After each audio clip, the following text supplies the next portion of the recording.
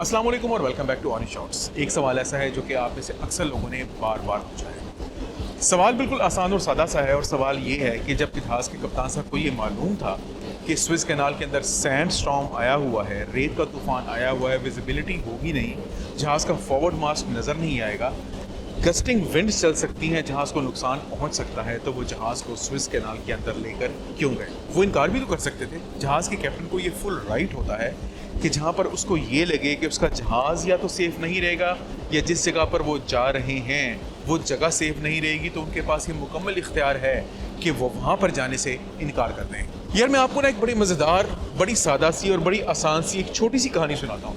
इस कहानी को सुनने के बाद मुझे मुकम्मल यकीन है कि आप लोगों को इस सवाल का जवाब खुद ब खुद मिल जाएगा। ये बात है सन 2018 की। हमारा जहाज़ उस वक्त था ब्लैक सी में, और ब्लैक सी में उस वक्त फरवरी का महीना चल रहा था, और मेरे ख्याल में ब्लैक सी की तारीख में सबसे ज़्यादा शदीद किस्म के बर्फ़ानी तूफ़ान उस वक्त आ रहे थे और बार बार आ रहे थे।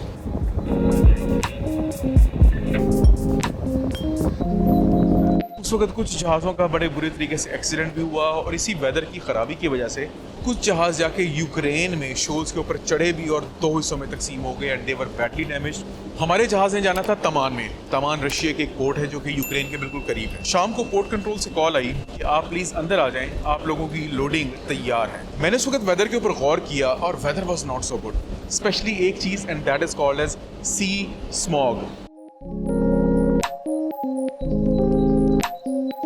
जो लोग लाहौर में, अमृतसर में, दिल्ली में रहते हैं उनको स्मॉग का अंदाज़ा तो है कि क्या चीज़ होती है। सी स्मॉग ज़रा सी डिफरेंट चीज़ है। मैं आपको समझाना इसलिए चाह रहा हूँ कि इस पूरी की पूरी कहानी में सी स्मॉग का एक कलीदी किरदार है। उस वक्त एटमॉस्फेरिक टेम्परेचर था तकरीबन -27 डिग्री सेंटीग्रेड, यानी कि हवा का दर्जा हरारत, और सी का यानी कि समंदर का दर्जा हरारत था तकरीबन 2 से 3 डिग्री सेंटीग्रेड। ऐसे केस में जब आपके हवा का दर्जा हरारत आपके समंदर के दर्जा हरारत से 20 से 22 डिग्री कम हो तो समंदर पे ऐसा लगता है कि समंदर उबलना शुरू हो गया है। 2-3 डिग्री सेंटीग्रेड पर समंदर उबलता नहीं है, लेकिन चूंकि हवा का दर्जा हरारत -27, -26 के आसपास है, तो समंदर में से भाप उठती है। आसमान साफ होता है, सूरज आपको नजर आ रहा होता है, लेकिन समंदर से वो जो भाप उठ रही होती है उसकी वजह से नजर कुछ नहीं आता। I will try to find out all the photos and videos जो कि उस ज़माने की हैं, और मैं उन सबको इस वीडियो में डालने की कोशिश करूँगा। प्लस उस वक्त स्वेल यानी कि मौजें तकरीबन 3-3.5 मीटर के आसपास थी। मैंने दोबारा पोर्ट कंट्रोल को कॉल किया और मैंने उनसे पूछा, मैंने कहा आप ये बताएं कि आपके पास वेदर कैसा है। उन्होंने कहा कप्तान साहब वेदर हमारे पास ठीक है, कम अज़ कम उससे बेहतर है जो कि आपको महसूस हो रहा है। आपके चैनल बिल्कुल खाली है, आपके आगे कोई जहाज़ नहीं होगा सिवाय एक जहाज़ के जिसने आपसे आगे आना है, तो आप उस जहाज़ के पीछे पीछे चलते रहिएगा। मैंने अपना एंकर उठाया और चलना शुरू किया, लेकिन जो दूसरा जहाज़ था जिसने हमारे से आगे जाना था उस जहाज़ ने एंकर नहीं उठाया। उस जहाज़ के कैप्टन साहब ने पोर्ट कंट्रोल को कॉल किया और उन्होंने पोर्ट कंट्रोल को साफ और वाज़ेह अल्फाज में ये कहा कि मौसम अच्छा नहीं है, मुझे ऐसा लग रहा है कि मैं अपने जहाज़ को और आपकी पोर्ट को रिस्क में डाल सकता हूँ, क्योंकि वो भी चैनल ज़रा नैरो था। उसने कहा कि अगर ज़रा सी गलती हो गई तो हो सकता है मैं चैनल ब्लॉक कर दूँ। मुझे आगे नज़र कुछ नहीं आ रहा, विजिबिलिटी बहुत ख़राब है, समंदर बहुत ज़्यादा ऊंचा है, मेरा जहाज़ हिल रहा है, रोलिंग कर रहा है, मैं नहीं आ रहा। Port control then called me. उन्होंने कहा कि captain the other vessel has already refused, दूसरा जहाज़ इनकार कर चुका है, आप क्या करेंगे? मैंने कहा जी आई एम प्रोसीडिंग। अब हमारा जहाज़ उस जहाज़ से बड़ा जहाज़ था। Chief officer came to me, उन्होंने कहा सर वो जहाज़ हमसे छोटा है, उसने इनकार कर दिया है, लेकिन आपने इनकार क्यों नहीं किया?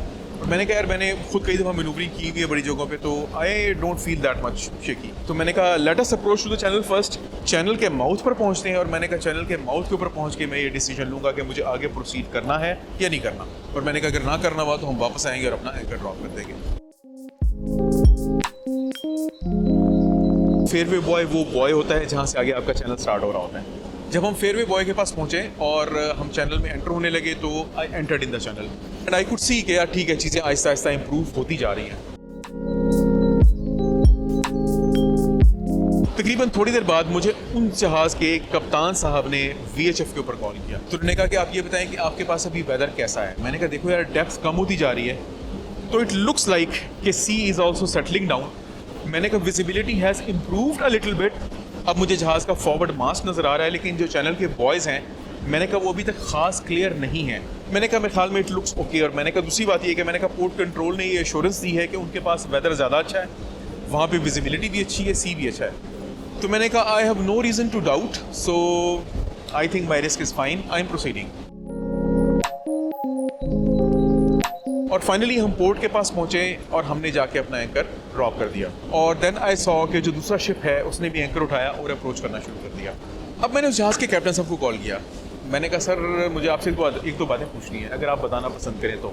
मैंने उनको व्हाट्सएप पे कॉल की तो कहते हैं यार they started pressurising me all the parties including the port control. कहता है सब ने मेरे ऊपर प्रेशर ये डाला कि तुमसे बड़ा जहाज़ अंदर जा रहा है, तुम क्यों नहीं जा रहे। तो हंसी मजाक में उन्होंने मुझे ये भी कहा, उन्होंने कहा यार कैप्टन साहब बेसिकली ये आपने ना मुझे प्रेशर मुझे पे डलवाया है, वरना मेरी अपनी अगर होती मर्जी तो मैंने अंदर नहीं था आना। खैर हंसी की बात एक साइड पे, चार्टर्स ने उसके ऊपर प्रेशर डाला because then port control relate the information to everyone, और उस जहाज़ ने भी ऑब्वियसली इंफॉर्मेशन दी सबकी।